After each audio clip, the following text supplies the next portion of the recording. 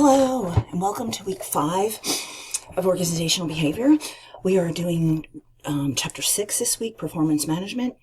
Some of the learning objectives: summarize the elements of effective performance management, explain how and why goal setting is important. So we're going to be talking about SMART goals. Apply knowledge of feedback and coaching to review and improve performance.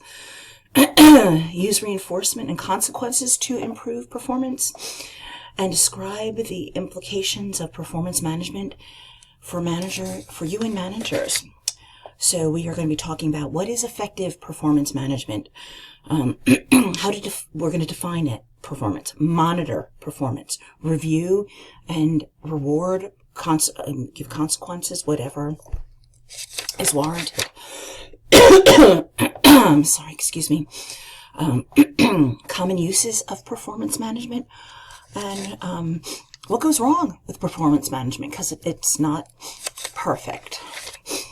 We're going to be talking about doing those reviews, giving feedback, being clear on that feedback, having a manager bias. Have you ever heard of the halo effect? That's something that might come involved. I'm sorry, I'm just looking at some of these. Managing and the goal setting process. Again, we're going to be talking about SMART goals. Are you familiar with SMART goals? S-M-A-R-T.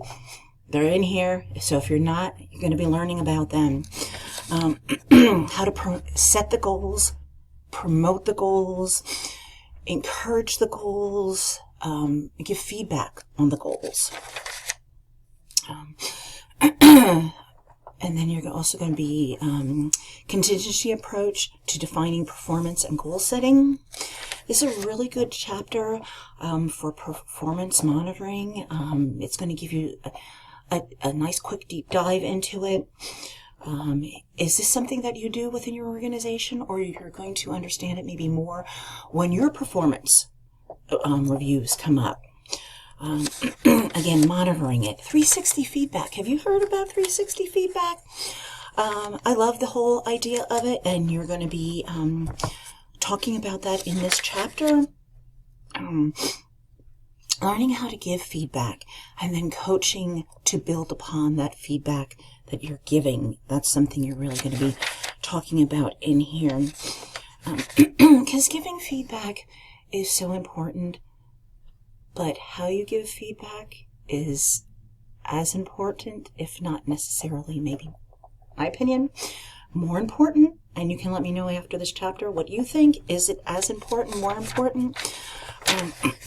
I'm so sorry. Because giving, as a manager, as a leader, giving positive feedback is often quite easy. You're doing great. You're awesome.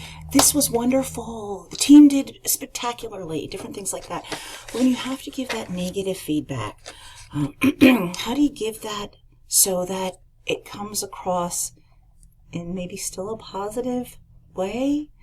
I mean, sometimes we have to give negative feedback, but how can you give that feedback so that it's constructive feedback, so that the person who's receiving that feedback can take that feedback and build upon it and become better, rather than walking out of that office and, oh my God, I quit. Oh my God, I can't do this. I'm never going to be able to do this. They're going to fire me, whatever.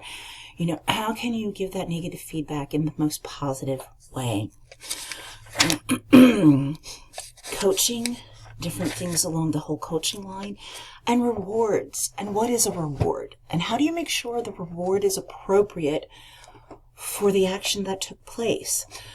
So you're going to be talking about the types of rewards, the distribution, and the desired outcome of those rewards. And that's always intriguing to me. You know, I'm a nerd. And then you're going to talk about why rewards often fail. Okay, because why do you think? Why do rewards often fail? Why would a reward fail for you? If I gave you a reward, why might it fail? To encourage you to do better, to inspire you, to motivate you. Why might a reward not be effective for you? We're going to talk about pay for performance of work, conditioning behaviors, contingent consequences, positive reinforcement. There are so many great topics in this chapter. I think you're really going to enjoy it. I hope you're reading the chapters. I hope you're diving deep, really soaking up the information in these chapters. Go to the materials and resources section and get the additional supplemental materials that are in there. Again, there's often videos in there for you. So if reading the book is not what is catching you, it's not giving you what you need, check out the videos. Maybe you're going to learn more from listening to somebody saying the information. Use those for our discussion boards.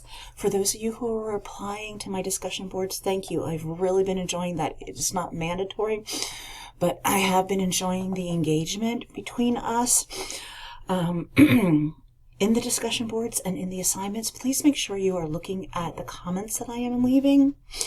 I'm giving you information to help you to improve upon your grades.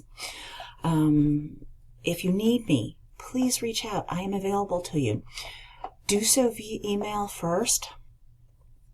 If we need to talk via Teams or we need to meet in my office, we can gladly do that. But reach out via email so that if we are going to meet, I can have whatever information in front of me I need.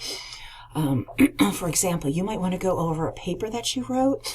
That is perfect. We will gladly do that. We can jump on Teams and I can share the document and we can look at it with each other. But I want to make sure that I have the document available so that we can do that. So please reach out via email. Let me know, hey, I'd like to go over assignment blah, blah, blah. I'll be like, okay, when can you meet? We will meet. I'll bring it up, like I said, on Teams and we'll look at it together. We can gladly do something like that. But please reach out to me. Let me know how I can help. I hope you're having a great term. This is week 5, kind of midtermish. How's it going for you? How you doing? As I asked, what did you bring over from week 4 into week 5?